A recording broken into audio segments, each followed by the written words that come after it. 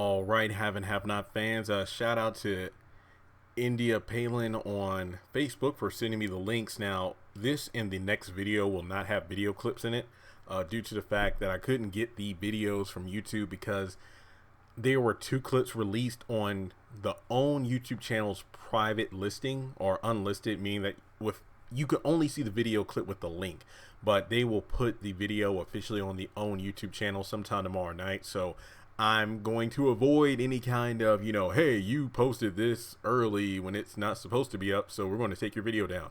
Long story short, this video will talk about Candace and Charles.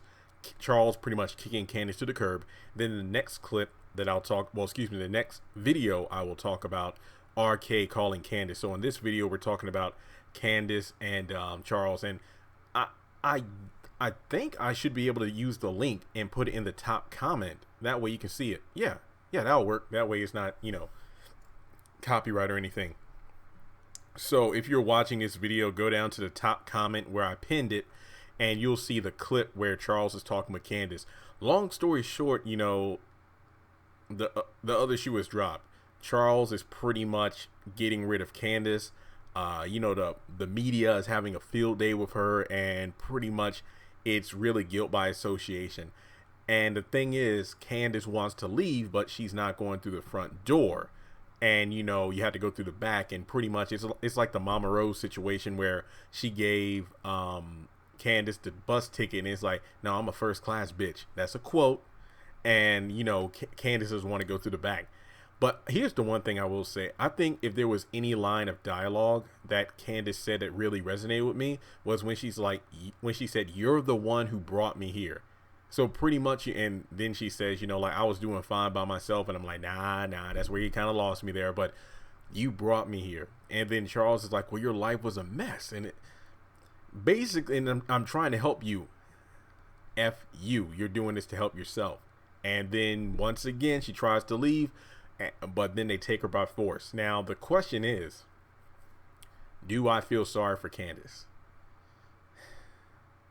Let me just say before I answer that question, based off the fact she was screaming Charles in an angry tone, and Charles pretty much turned his back on her, revenge will be coming. It will be coming in some way, shape, or form. I have no doubt about that.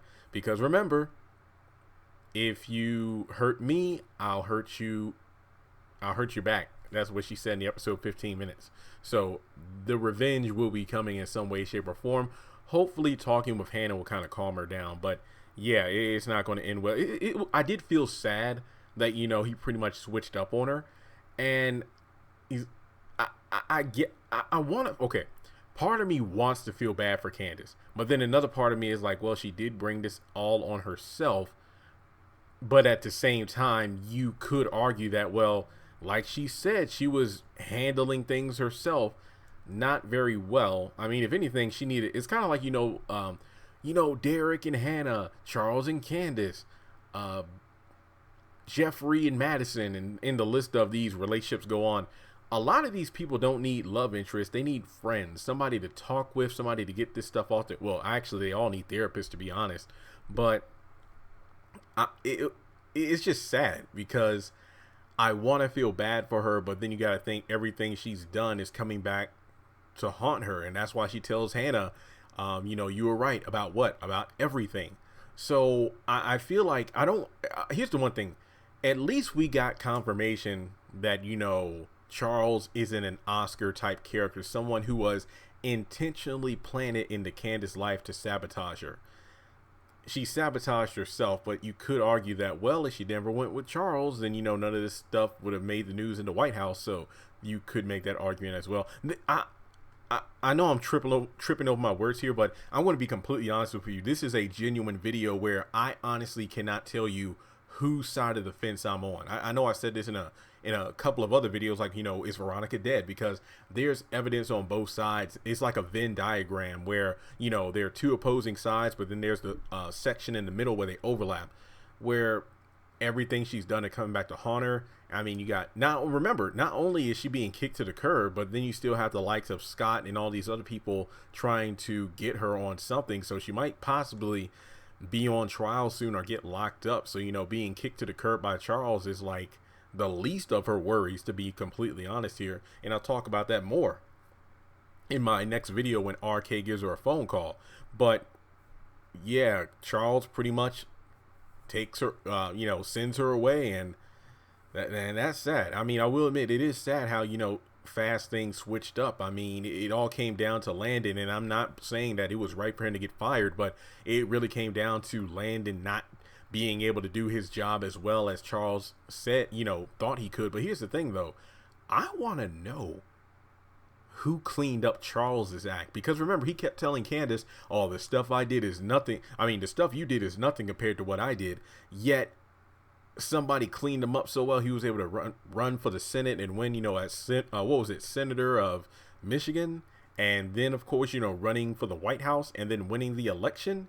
So there's no telling what kind of campaign team, or I guess you could say cleaner, if you will, of his old life was, but you would think that he would hire that person to clean up Candace's act. Like Landon, I guess, is the current best there is in the business, one of the best. But I think, Charles is just being delusional, holding on to something that was going to crumble eventually. I mean, but even going back to like season 4, Landon was quick to call Charles out for, look, everything she's done, it could ruin us, sir. But no, he just kept on with it. So I honestly, believe it or not, Candace is responsible for her own sins and crimes in the past, but Charles is the one who's guilty of hanging. It's just like I was reading about this in when I was doing my quiet time yesterday about just the pressure and the struggle of holding on to something that God wants you to let go of, because he has, and he knows much better than we do, because we want to hold on to a job where we feel too comfortable in it, but we're not being promoted or anything, but it's a steady paycheck. Instead of applying for other jobs or moving out of state or whatever the situation is, holding on to a relationship, which definitely does relate to the Charles Candace thing, holding on to a person who is, and not to say you're better than, but holding you, bringing you down, because let's say it's an abusive relationship, or you just want to hold on because I've invested too much time, money, and emotion in this relationship. I don't want to leave it, even though I don't even think there's the spark between us anymore, or and the list goes on, of comparisons. But sometimes you have to let things go in order to elevate yourself, because if you hold on to something that isn't right for you, all it's going to do is drag you down, and as far as you come, that thing you're holding on to is just going to pull you back down to the bottom, and sometimes even further than you were to start off with. And I don't know what kind of political media cleanup they're going to do to clean up the Candace and Charles thing, but I think it was pretty messed up, actually I'm glad Landon got fired, because Oliver said, oh, in the media, we got to, distance ourselves. We need to trash her, disown her, and it could get ugly. I'm actually glad Landon got fired, because he got fired. That means he has nothing to do with this slander, because at first, he was trying to sabotage Candace, but then came around and then tried to hook them back up. And it seemed like, he was better with her around, Charles was. And then, Landon being one of my favorite characters, top three, because of his character growth and personality shift, which was actually earned. We saw the growth happen. It wasn't just one season he's acting one way, then the next season he's another. We actually saw development from him being jealous of Candace to him trying to hit on Charles, and then he got hit himself. But then we saw the mutual respect, and like I said before, to see that moment between the heterosexual Charles and the homosexual Landon come to understand and respect one another, because I feel like that's definitely a real representation of the world today, where you can be in a work environment, and maybe you're the straight person, and then your coworker happens to be gay and it might be attracted to you, and then you have a butting of heads, because it's like, look, I'm not into men like you are, and you're not into women like I am, but here's the thing, you're so damn good at your job that I need you in order to help this company run smoothly.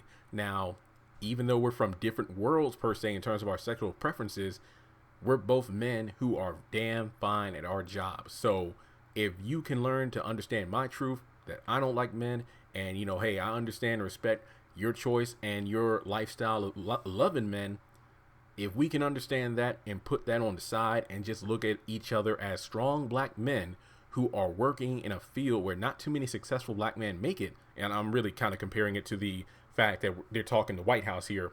We can make it further than ever before. So that moment where it was like a coming to terms where Landon and Charles are talking is one of my favorite scenes. Not my favorite, but one of my favorite scenes in the haves and have-nots, because I love the mutual respect between those two. I love that scene so much. I feel like for the people who watch my channel and the show, I think in one of my live streams, there was someone from the LGBT community that answered one of my questions. I said, how do you feel, homosexual people are being represented in the show? And I think 2 or 3 people said, they don't like it because, they're too crazy, they're too forceful, too abusive, and it's not really a good representation. Same thing with a lot of black women who are saying, around the time when Veronica burnt down the house, when Candace had Jim in the electric chair in the war room, it's like, that's not a good look for black women. It's just really showing black women in a negative light of being psychotic and, vengeful and spiteful and everything. So I really love getting feedback from the different groups of people who watch the channel, because it's really cool to get that interaction of, hey, everybody has different perspectives and I can't get behind this mic and speak for everyone. So I love that part about the community of this YouTube channel. So yeah, Landon being away from this, I hope he calls and checks on Candace. I would love that. I hope he's on screen again. I would hope Landon isn't gone for good, because that would be one terrible send-off like that off screen. But with that being said, yeah, this video ran a bit longer than I expected, but thanks so much for tuning in. I cannot wait to watch the full episode. I'm going to guess that the episode either opens with David and Veronica at the pool, or Candace and Charles, with the fact that the media is eating this up, and Charles literally just pulled a 180 on her like that. It's like, hey, you know what? No matter what, we're with each other. Now it's like, oh yeah, you're gone. I'm sorry, it didn't work out. So yeah, it's sad. I can definitely tell a lot of shippers of Candace and Charles are going to be upset, but in a way, once again, she did this to herself. But at the other side, of this, Charles is the one that kept Candace. Pretty much, he led her on, and you can make the argument. Well, remember how many men has Candace led on, and did this and that too. Well, you have to admit, a lot of the men she swindled out of money and whatnot were married men, so they're guilty of adultery and whatnot. So everyone had a role to play. But I just do feel like Candace, this is just the beginning, unfortunately. So thanks so much for tuning in, guys. Make sure you subscribe to the channel, and I'll talk to you soon. Congratulations on making it to the end of this video. If you like what you just saw, make sure to hit the thumbs up button, or if you have anything you would like to add to the video, make sure to leave your thoughts in the comment section below. If you want to keep up with me on social media, go to the description box. All of my links for social media are right there. Also, if you feel like you would like to donate to the channel, make sure to click on the link to PayPal.